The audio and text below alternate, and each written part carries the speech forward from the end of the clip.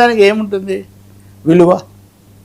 Sir sir Jagtial జగడయాత్ర KCR versus Revanth. Jagtial జైత్రయాత్ర అన్నది నేను జగడయాత్ర అన్నా అంటే రాజకీయ జగడం అవును పోటాపోటీగా జరుగుతుంది. అది వరకు నక్సలైట్ ఉద్యమంలో జగిత్యాల జైత్రయాత్ర అని వాళ్ళు వాడారు. అప్పుడు ఆ ప్రాంతంలో కొంచెం ఎంఎల్ గ్రూపులు అవన్నీ చాలా ఎక్కువగా ఉండేవి, జరుగుతుండేది.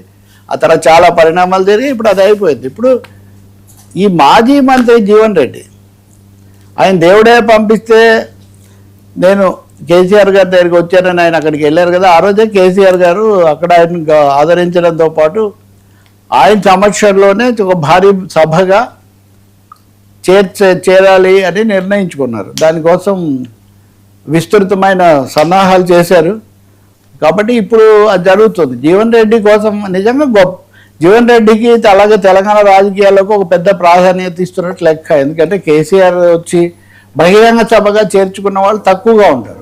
ఎక్కువ భాగం తెలంగాణ భవన్లో జరగటము, వాళ్ళు రాజకీయంగా మాట్లాడమే జరుగుతుంటుంది. కాబట్టి జీవన్ రెడ్డి రాక అన్నది కేవలం ఒక నాయకుడు లేదా మాజీ మంత్రి రాక కాదు, ఇది పెద్ద రాజకీయ పరిణామం, గేమ్ చేంజర్ అంటారే. తెలంగాణ రాజకీయాల్లో కాంగ్రెస్ నుంచి ప్రధానమైన వలసలకు, అక్కడున్న అసంతృప్తులు లేకపోతే రేవంత్ వ్యతిరేకులందరినీ తమ వైపు తిప్పుకోవడానికి ఇదో పెద్ద సంకేతం అవుతుంది, సిగ్నల్. మీరందరూ వస్తే ఇలాగే మీకు చాలా బ్రహ్మరథం పడతాము అని చెప్పే ఒక మెసేజ్ ఇక్కడి నుంచి ఇవ్వదలుచుకున్నట్టు కనిపిస్తుంది. రెండోది విమర్శలు చాలా చేస్తున్నారు. దాంతోపాటు కాళేశ్వరం సమస్య లేకపోతే హైడ్రాలు ఇట్లాంటివన్నీ ఉన్నాయి. కాబట్టి వరంగల్లో వాళ్ళ పార్టీ వార్షికోత్సవ సభ అప్పుడు కేసీఆర్ మాట్లాడారు ఏడాది కిందట. సో అప్పుడు చాలా ఎక్స్పెక్టేషన్స్ ఉన్నాయి. కానీ ఆ తర్వాత ఉప ఎన్నికలు, స్థానిక ఎన్నికలు ఇవన్నీ వాళ్ళు ఆశించినంత వాళ్ళకి ఇవ్వాల. కొన్ని సమస్యలు, కవిత బయటికి పోవడం, అక్కడి నుంచే కవిత బయటికి పోయారు నిజానికి ఆ సభలో మాట్లాడిన దాని మీదే. ఇవన్నిటి నుంచి మళ్ళీ నిలబడ్డారు. కాబట్టి ఇప్పుడు జీవన్ రెడ్డి రాక అనేదాన్ని ఒక సందర్భంగా తీసుకొని ఓ శంకర్రావు చేయాలి అనేది బీఆర్ఎస్ వ్యూహంలాగా ఉంటుంది. ఇది ఇంకా ఎవరు కేసీఆర్ వస్తే తప్ప బీఆర్ఎస్కు ఆ విధమైంది అది బాగా పతాక స్థాయికి చేరదు. కాబట్టి ఆయన వస్తున్నారు. అది జీవన్ రెడ్డి పట్ల గౌరవ ప్రదర్శనతో పాటు బీఆర్ఎస్ యొక్క రాజకీయ కొత్త రణనీతిలో కూడా కీలక భాగం అనుకోవాలి. అయితే అక్కడికి అయితే అంతటితో ఆగి ఉండేదేమో. చాలా ఆసక్తికరంగా రేవంత్ రెడ్డి కూడా వెళ్తున్నారు అక్కడికి, కరీంనగర్కి. ఆయన మేడిగడ్డకు వెళ్ళి 1,00,000 మందితో భారీ బహిరంగ సభ కేసీఆర్ది సాయంత్రం ఉండగా ఈయన ఇంకా సేపట్లో మధ్యాహ్నమే ఈ సభ జరపాలని తలపెట్టడం. ఇక్కడ ఆసక్తి ఎక్కువగా ఈ జైత్రయాత్ర జగడయాత్ర అంటుంది. ఆయనదొక ఇదైతే ఈయన ఇంకోటి కూడా పెట్టుకొని ఇక్కడ కాళేశ్వరం సమీక్ష పనులు, ఆ దెబ్బతిన్న మరమ్మతులు వాటిని సమీక్షించి సభలో మాట్లాడతానని ప్రకటించారు. చాలా ఖచ్చితంగా దాని ప్రభావాన్ని న్యూట్రలైజ్ చేయడానికి, వీలైతే ముందే దెబ్బతీయడానికి సభ పెట్టుకుంటారన్నది ఇంకా ఏమీ రెండో అభిప్రాయం లేదు. అయితే ముఖ్యమంత్రి కాబట్టి ఇలా రాజకీయ సభలాగా పెట్టట్లేదు, రైతుల సభ. రైతులు పంటలు ఎలా వేయాలో, అందరూ వరి మాత్రమే వేయకుండా రకరకాల పంటలు ఎలా వేయచ్చు ఇవన్నీ చెప్పడానికి, అంటే అధికార పర్యటనకం రాజకీయ రైతులకు సందేశం అన్నట్టుగా వీళ్ళు పెట్టుకున్నారు. ఏదైనా తెలంగాణ రాజకీయాల్లో ఒకే రోజు ఒకే జిల్లాలో కేసీఆర్, రేవంత్ మాజీ ముఖ్యమంత్రి, ప్రస్తుత ముఖ్యమంత్రి పోటాపోటీగా సభలు పెట్టుకోవడం ఒక కీలక ఘట్టం కింద మనం భావించాల్సి ఉంటుంది. అందులో ఇద్దరు మాటల తూటాలు పేల్చడంలో ఏమి వెనక్కు తగ్గేవాళ్ళు కాదు. కేసీఆర్కు ఒక విధమైన ప్రత్యేకమైన శైలి ఉంది. ఆయనేమో మాటల మాంత్రికుడు, అంటే ఈయననేమో ఏమంటారు సిసింద్రి, ఫైర్ బ్రాండ్, ఈ విధంగా ఈయన వాడుతుంటారు. సో ఈ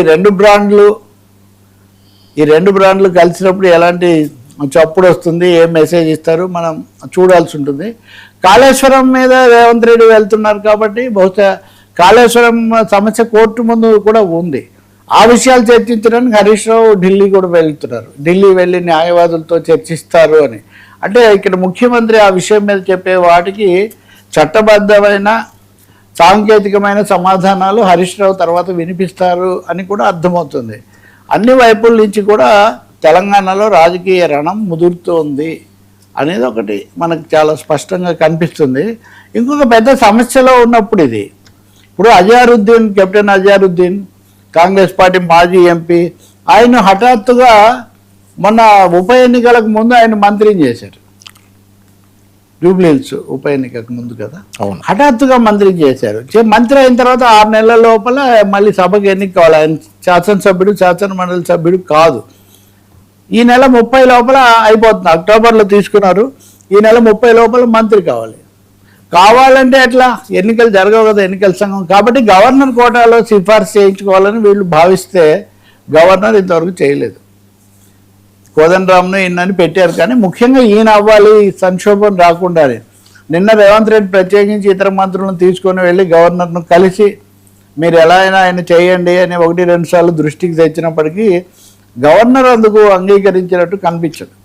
ఏమన్నా రీజన్ ఉందండి ఇందులోని ఏది చేయకపోవడానికి? గవర్నర్ చేయకపోవడానికి 2 కారణాలు. ఒకటేమో గతంలో సుప్రీంకోర్టు తీర్పు కూడా ఉంది ఈ విషయంలో రాష్ట్ర ప్రభుత్వ సలహాను పాటించాలని, కానీ నిబంధనలు సరిగ్గా లేవు అనేది ఒకటి ఉంది. ఇంకా రెండోదేమో ఈయన ఇప్పుడు హైదరాబాద్ క్రికెట్ అకాడమీకి సంబంధించిన ఆరోపణలు, ఆ కేసు అది ఉంది కదా, సో అది నడుస్తున్నప్పుడు చేయడం బాగుండదు, అది రాని అని గవర్నర్ అంటున్నారని చెప్తున్నారు. తమిళసై టైంలో కూడా అలాగే అయింది.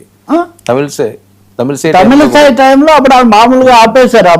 ఆమె సారీ అప్పుడు బీఆర్ఎస్ ఉన్నప్పుడు చేసిన వాళ్ళని చేశారు. అది బహుశా తెలంగాణలో వచ్చిన ఈ సమస్య దేశమంతటికి కూడా ఒక ప్రెసిడెంట్ అయింది. But anyway how to go by that, governor will have there say అన్నారు. ఇప్పుడు ఈయనది ప్రత్యేకమైన పరిస్థితి. అయితే ఇప్పుడు రెండు పరిష్కారాలు ఉండొచ్చు. అదే మళ్ళీ రాజీనామా చేసి మళ్ళీ చేయించడం, ప్రమాణ స్వీకారం, అంతే కదా. ఆ విషయంలో గవర్నర్ ఏం చేయలేదు. మీరు 2 రోజుల ముందు రాజీనామా చేసి మీరు మళ్ళీ ప్రమాణ స్వీకారం, 6 నెలలు, అంతే కదా, ఇంకొక 6 నెలలు. ఇది కొత్త రాజకీయ నైతిక ప్రశ్నలు ముందుకు తెస్తుంది. రెండోది అజారుద్దీన్కు పర్సనల్ ఎంబరాస్మెంట్ కూడా ఒకటి ఉంటుంది.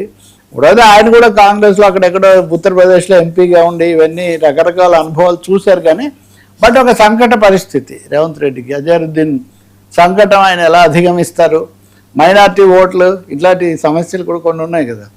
కాబట్టి ఇదొక సంకట పరిస్థితి. ఈ మొన్న ఓటింగ్ ఇది అయిన తర్వాత రేవంత్ రెడ్డి ఢిల్లీ వెళ్ళి అక్కడ భారీగా కాంగ్రెస్ పార్టీ తరఫున ఈ బిల్లు, సౌత్ ఇండియాకు నష్టం, ఇట్లాంటివన్నీ కూడా మాట్లాడొచ్చారు. కాబట్టి అది ఇంకా జరగకముందే ఈ సమస్యలు వస్తున్నాయి.